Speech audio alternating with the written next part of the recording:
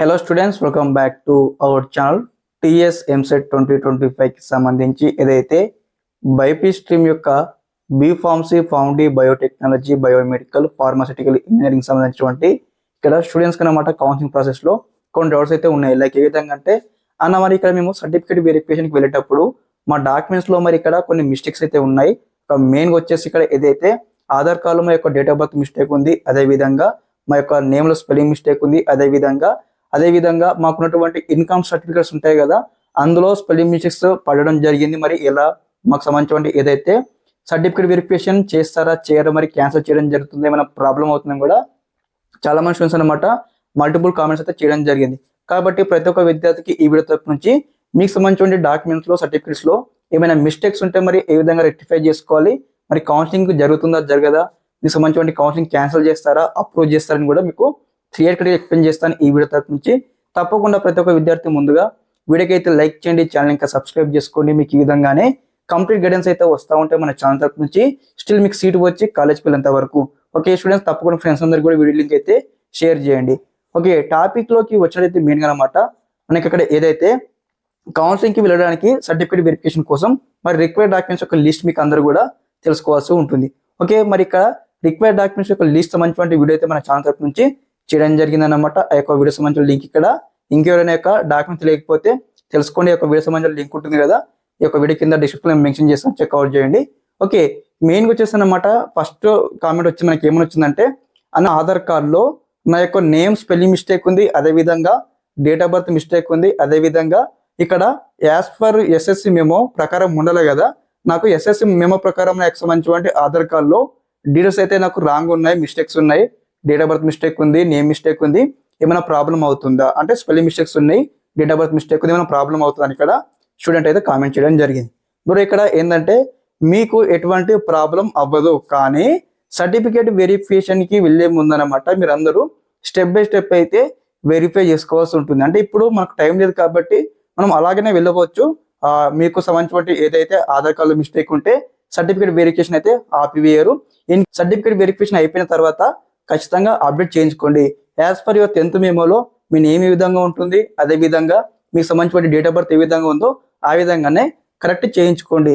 లేదన్నా మాది లైక్ ఏ విధంగా అంటే మా ఫోటో అప్డేట్ అవ్వలేదంటే మీరు వెంటనే మనకి ఇంకా 5 days టైం ఉంది కాబట్టి, ఓకే మనకి ఇంకా ఒక 5 నుంచి 6 days టైం ఉంది కాబట్టి ఇక్కడ ఆధార్ సెంటర్కి వెళ్ళేసి స్టెప్ ఫోటో కావచ్చు, అదేవిధంగా మీకు సంబంధించిన స్పెల్లింగ్ మిస్టేక్స్ ఉంటే కరెక్ట్ చేయించుకోవడం కానీ చేసుకోండి. ఎందుకంటే మనకు ఏదైతే ఆన్లైన్లో వెంటనే మనకు అప్డేట్ చేయడం జరుగుతుంది కాబట్టి ఆన్లైన్ ప్రూఫ్ డాక్యుమెంట్ చూపించి కూడా మనం ఇక్కడ సర్టిఫికేట్ వెరిఫికేషన్ చేయించుకోవచ్చు విత్ యువర్. ఇక్కడ సెకండ్ పాయింట్ అనమాట, చాలా మంది స్టూడెంట్స్ అనమాట ఒక డౌట్ ఉంది, అన్న నాకు ఇక్కడ ఏదైతే నా యొక్క ఇన్కమ్ సర్టిఫికేట్లో నా యొక్క ఆధార్ కార్డు ఉన్నటువంటి అడ్రస్ రాలేదు, అదేవిధంగా నా యొక్క అడ్రస్ చేంజ్ కావడం జరిగింది, కొన్ని మిస్టేక్స్ ఉన్నాయి ఈ యొక్క ఇన్కమ్ సర్టిఫికేట్లో, మరి ఎలా అన్నా మరి ఏమైనా అప్రూవ్ అవుతుందంటే దాంట్లో కూడా మీకు ఎటువంటి ప్రాబ్లం అయితే ఉంటుంది అనమాట.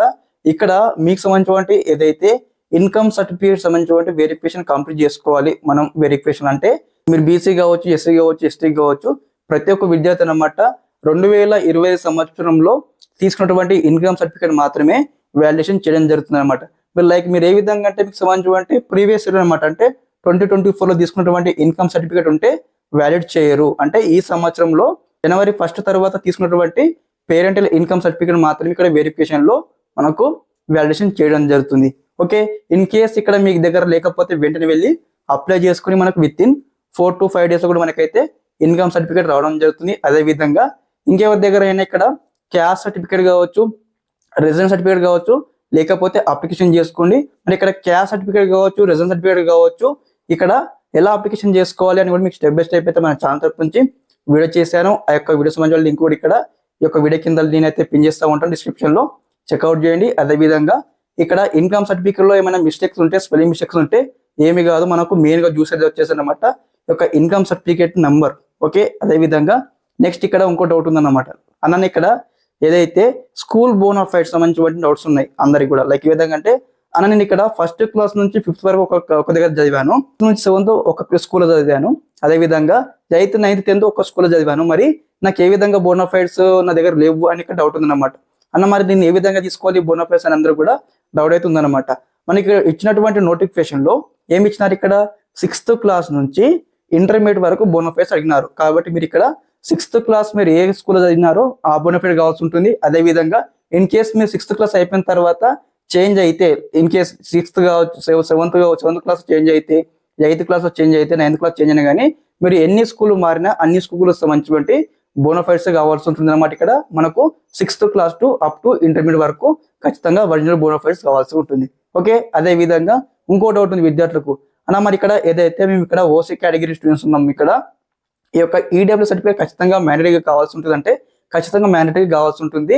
మీకు ఇన్ కేస్ ఇక్కడ ఈ యొక్క సర్టిఫికేట్స్ మీరు ఇందులో చెప్పిన సర్టిఫికేట్ ఏదో ఒకటి మిస్ అయినా కానీ మీకు సంబంధించిన ఏదైతే ఫీ రింబర్స్మెంట్ ఎలిజిబిలిటీ మీరు మిస్ అవ్వడం జరుగుతుంది. లైక్ ఏ విధంగా అంటే ఇన్కమ్ సర్టిఫికేట్ కావచ్చు, క్యాస్ట్ సర్టిఫికేట్ కావచ్చు, ఈ ఒక్కటి మీరు మర్చిపోతే ఈ యొక్క ఫీ రింబర్స్మెంట్ ఎలిజిబిలిటీ అయితే మీరు కోల్పోవడం జరుగుతుంది. కాబట్టి ప్రతి ఒక్క విద్యార్థి కూడా క్యాస్ట్ సర్టిఫికేట్ కావచ్చు, ఇన్కమ్ సర్టిఫికేట్ కావచ్చు ఖచ్చితంగా మీరు వెరిఫికేషన్ కి తీసుకోవాల్సి ఉంటుంది. కాబట్టి మీ దగ్గర ఏమైనా డాక్యుమెంట్స్ లేకపోతే మీరు అప్లికేషన్ చేసుకోండి వెంటనే. ఓకే, అదే విధంగా ఇంకో డౌట్ అన్నమాట విద్యార్థులకు వచ్చేసి, లైక్ ఏ విధంగా అంటే అన్న మాది ఇక్కడ మైనార్టీ కేటగిరీ అన్న మాది మా 10th క్లాస్ టీసీలో ఇక్కడ మాకు మైనార్టీ స్టేటస్ లేదన్న, మరి మేము ఏ విధంగా మైనార్టీ సర్టిఫికేట్ తీసుకోలేదు అందరికి డౌట్ అవుతుంది అనమాట. మీరు అందరూ కూడా రెవెన్యూ డిపార్ట్మెంట్ నుంచి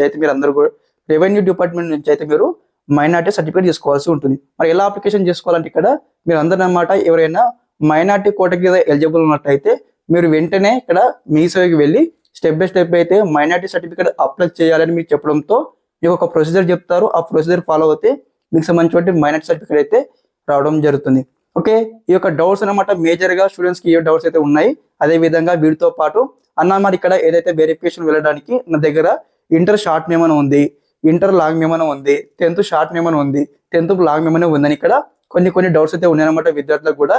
మీరు అందరూ అనమాట వీలైన మటుకు లాంగ్ మెమోనే క్యారీ చేయడానికి ట్రై చేయండి. అందరూ కూడా లాంగ్ మెమోని సిద్ధం చేసుకోండి. ఓకే, ఇన్ కేస్ మీ దగ్గర లాంగ్ మెమో లేని పక్షంలో షార్ట్ మెమో మనకు పెట్టుకోవచ్చు, కానీ మనకు ఫస్ట్ ప్రిఫరెన్స్ వచ్చేసి ఇక్కడ లాంగ్ మెమోని మీరు క్యారీ చేయాల్సి ఉంటుంది సర్టిఫికేట్ వెరిఫికేషన్ కి. మీకు ఉన్నటువంటి డౌట్స్ కి ఒక క్లారిటీ వచ్చింది అనుకుంటాను ఈ వీడియో తరపు నుంచి. ఇంకేమైనా మీకు డౌట్స్ ఉంటే ఒకసారి కామెంట్ బాక్స్ లో కామెంట్ తెలియజేయండి. మీకు ఈ విధంగానే కంప్లీట్ గైడెన్స్ అయితే వస్తూ ఉంటే మన ఛానల్ తరపు నుంచి మీకు సీటు వచ్చి కాలేజీకి వెళ్ళేంత వరకు. Okay students, thanks for watching this video. జై హింద్.